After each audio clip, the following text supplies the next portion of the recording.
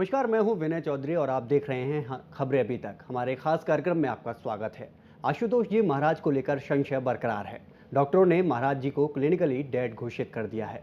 वहीं महाराज जी के शिष्यों का कहना है कि महाराज जगत कल्याण के लिए अखंड समाधि में लीन हैं। इन दावों प्रतिदावों के बीच सच क्या है, जानने का प्रयास करते हैं।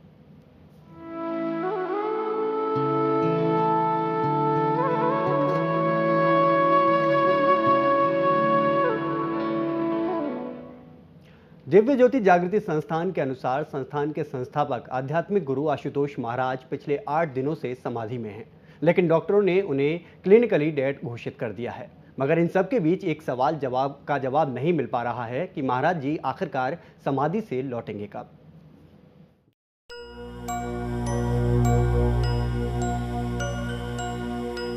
दिव्य ज्योति जागृति संस्थान के नूर महल स्थित आश्रम में सब कुछ पहले की तरह ही सामान्य है। सत्संग भवन में रोजाना की तरह सत्संग हो रहा है, जिसमें तमाम शिष्य शामिल हो रहे हैं। प्रबंधन से जुड़े काम भी पहले की तरह ही सामान्य है। आश्रम के अंदर शिष्यों को जो भी जिम्मेदारी दी गई है वो उसे पूरे सेवा भाव से निभा रहे हैं। किसी भी शिष्य के मन में आशुतोष महाराज की समाधि को लेकर कोई शंका नहीं है। सबको भरोसा है कि आशुतोष महाराज जल्द समाधि की अवस्था से लौटेंगे। हालांकि समाधि स्थल तक जाने की इजाजत किसी को नहीं है। हमने यह भी कहा कि वो पहले भी समाधि में जाते रहे हैं, छोटी अवधि के लिए गए हैं, और ऐसा नहीं होता कि अगर वो समाधि में गए हैं तो उसका कोई एक हम समय सीमा बांध दे। जिस तरीके का हमारे ऊपर प्रेशर डाला जा रहा है कि उस समय सीमा की अवधि को खत्म होने के बाद अब हम क्या करें। जिस तरीके की लोग बात कर रहे हैं, अगर ऐसा काम कर दिया जाए, ऐसा कोई कर्म कर दिया जाए तो शताब्दियों तक समाज को पछताना पड़ेगा यदि उससे इस जल्दबाजी में कोई त्रुटि हो जाती है तो। आशुतोष महाराज पिछले महीने की 28 तारीख को समाधि में लीन हुए थे। तब से उनकी स्थिति एक समान बनी हुई है। फिलहाल उनके शरीर को कम तापमान पर संरक्षित किया गया है। हमने दिव्य ज्योति जागृति संस्थान के संचालन समिति के सदस्यों से भी बात की, लेकिन जिस मतभेद की चर्चा मीडिया और तमाम लोग कर रहे हैं, ऐसा देखने को नहीं मिला। दिव्य ज्योति जागृति संस्थान में गद्दी की कोई परंपरा नहीं है। ऐसे में उत्तराधिकार को लेकर कोई विवाद ही नहीं है। महाराज श्री जो चाहते हैं वो तो सदैव से स्पष्ट था।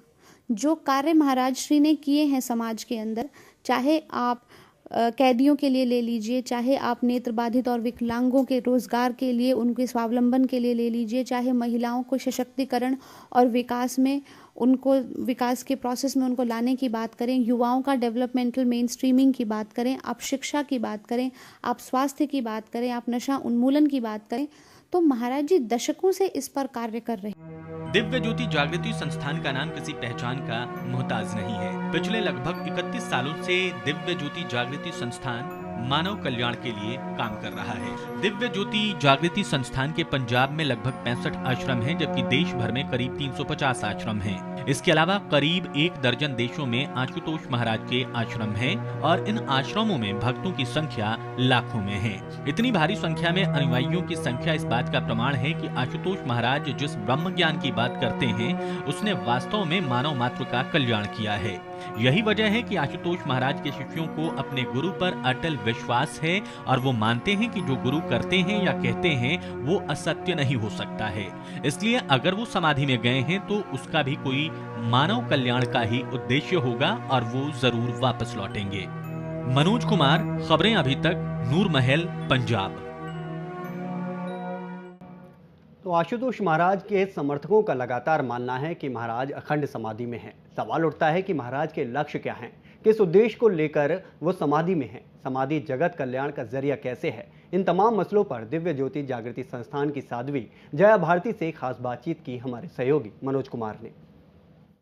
क्या धर्म और राजनीति एक दूसरे से जुड़े हुए हैं या फिर जुड़ सकते हैं, या हम यूं कहें कि धर्म और राजनीति एक दूसरे के पूरक हैं? अगर इसका जवाब हाँ है तो फिर हमारे देश की राजनीति से धर्म क्यों गायब है, हमारे राजनेता इससे क्यों बच रहे हैं?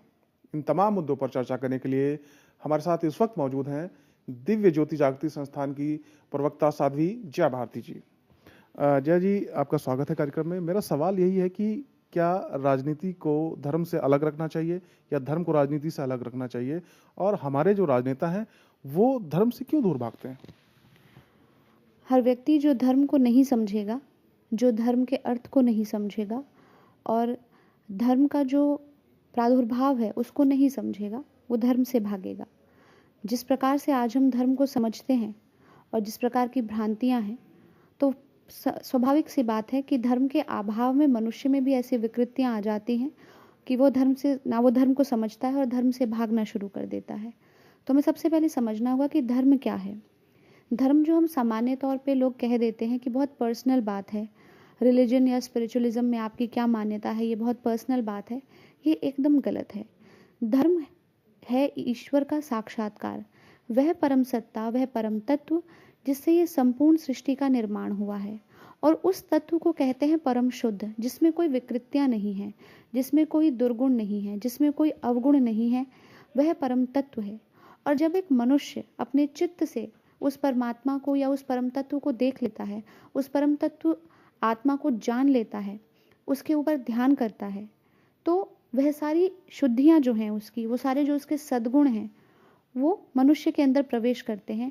और इसीलिए कहते हैं कि purity comes from self realization, कि सेल्फ यानी कि मैं कौन हूँ, अहम ब्रह्मास्मि। वेदों ने कहा मैं ही स्वयं ब्रह्म हूँ, यानी हर मनुष्य के अंदर ब्रह्म तत्व है और मनुष्य को उसे जानना होगा, उसे देखना होगा। धर्ममात्र ग्रंथों को पढ़ लेना, तीर्थ स्थानों पर चले जाना या अपनी कोई मान्यता बना लेना धर्म नहीं होता।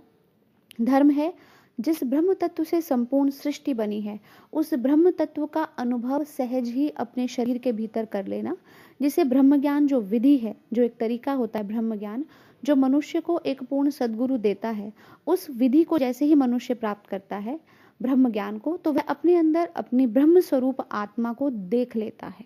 अज्ञान ग्रासकंग ब्रह्म गुरु नेव न संशय, कि जो अज्ञान का नाश करके उस ब्रह्म स्वरूप को दिखाने वाला है, असंशय वह गुरु है जो आपको ब्रह्म का दर्शन करा दे अपने अंदर। जब आप उस ब्रह्म को देख लेते हैं तो आपके अंदर उस तत्व को देख लेते हैं, तो आपके अंदर purity of thought, purity of rationalization, purity of mind आती है। आपके अंदर चित्त, मन, बुद्धि सभी स्तर पे प्योरिटी आ जाती है। और जब प्योरिटी आती है तो आपका जो एक्शन होता है, जो आपका कर्म होता है, वो राइटियस होता है, वो उचित होता है। तो बात सिर्फ धर्म और राजनीति की नहीं है, बात धर्म और मानव जीवन की है। जहाँ जहाँ भी जीवन है, जहाँ जहाँ भी सृष्टि है, धर्म वहाँ पहले से ही है। मनुष्य का प्रादुर्भाव बाद में हुआ, ब्रह्म तो पहले से ही था, तत्व तो पहले से ही था, तो धर्म तो है, लेकिन मनुष्य ने उसको जहाँ जहाँ पर धर्म से अपने आप को काट लिया, वहाँ वहाँ समाज में विकृतियाँ आनी शुरू हो गई। क्या लगता है राजनीति क्यों कटी हुई है धर्म से? क्या हमारे राजनेता जानबूझकर नहीं चाहते कि धर्म का इस्तेमाल राजनीति में हो, ताकि वो नहीं चाहते जानबूझकर कि इसमें प्योरिटी आए?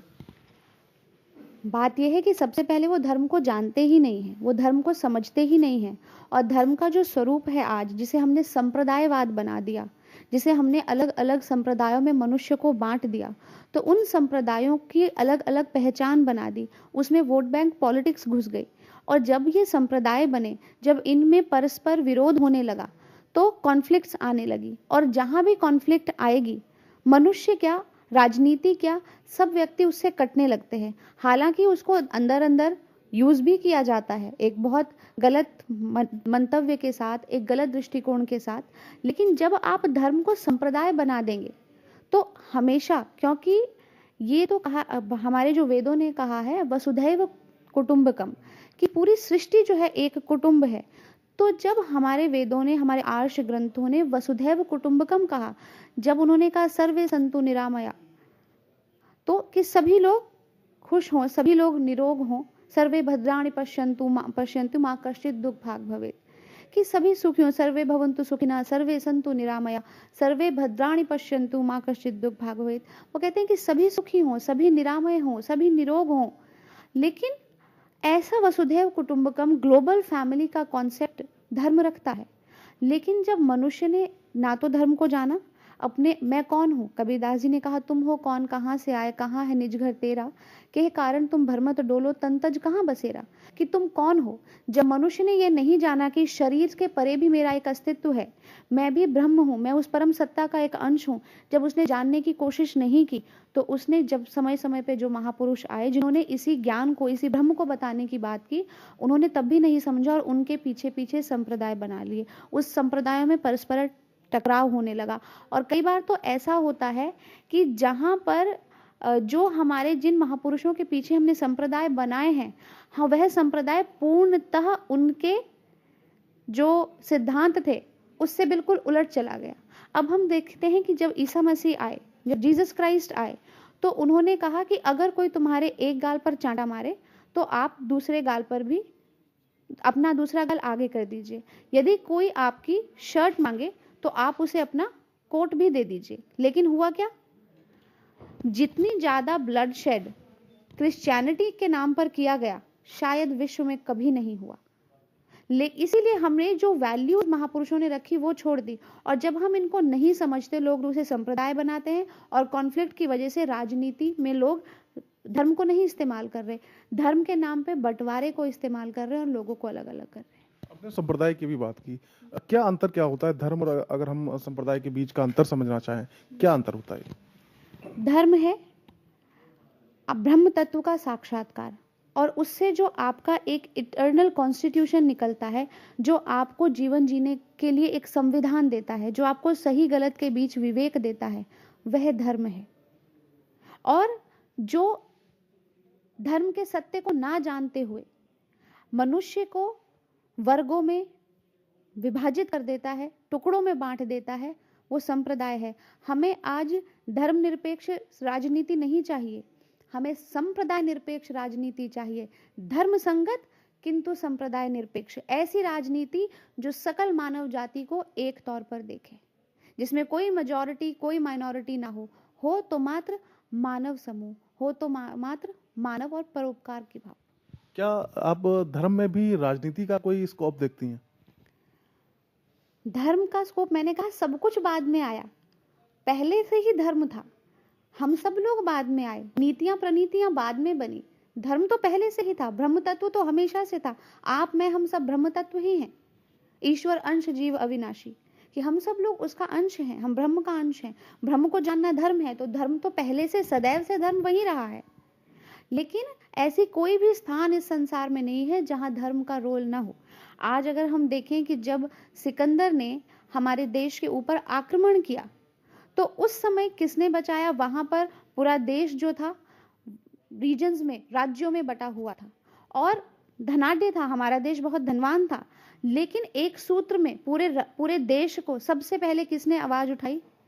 आचार्य चाणक्य ने, विष्णुगुप्त ने।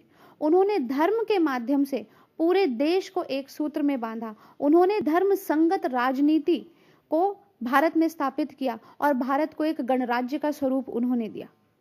तो जहां धर्म होगा और जहां धर्म के अनुसार राजनीति होगी, वहां मंगल होगा, वहां मनुष्य जुड़ेगा, वहां पे मानव कल्याण की भावना से काम होगा, वहां शांति होगी। और महाभारत में भी श्री कृष्ण ने कहा है कि अर्जुन, जहां शांति है वहीं विकास है, बिना धर्म के आप विकास नहीं कर सकते। तो साध्वी जया भारती से हमारे सहयोगी ने बातचीत की, आशुतोष महाराज की समाधि की सच्चाई के बारे में भी जानने की कोशिश की। आपको दिखाएंगे ब्रेक के बाद।